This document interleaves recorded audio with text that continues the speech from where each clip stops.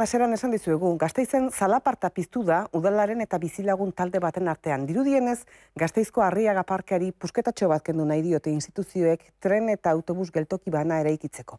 Inguruko bizilagunak ordea kontra azaldu dira euren ustetan bizitasun handiko eta aparteko balio ekologikoa duen parkea baita hura. Hori bai, bizilagunek argi utzi nahi izan dute ez daudela geltokia eraikitzearen kontra. Berau eraikitzeko aukeratutako tokiaren kontra baizik.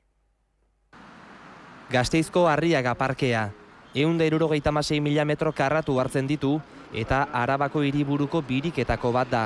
Aurki ordea zati handi bat gal lezake. Horko zuaitze puntatik hortatik ona dena desegingo da. Autobus eta tren geltoki ban egiteaz gain hotel bat eta bulego eraikin bat erekiko dituzte. SOS Parke Arriaga plataformakoen esanetan, 27.000 metro karratu jango dizkiote parkeari, balio ekologiko handiko gunea nabarmen murriztuz. Ikusi baino ez da bakarrik egin behar, ez? Zer dagoen hemen, zenolako aberastasuna, horren beste konifera mota, zonalde ontako konifera guztiak daude hemen ordezkatuta. Baina arrazoi ekologiko ez gain, arrazoi pertsonalak ere kontuan hartu behar direla diote plataformako lagunek. Niretzako betiko parkea izan da, afektiboki zeo handia dauka. Planak aurrera jarraituz gero 548 zuhaitz errotik kendu edo moztu egingo dituztela salatzen dute plataformako kideek.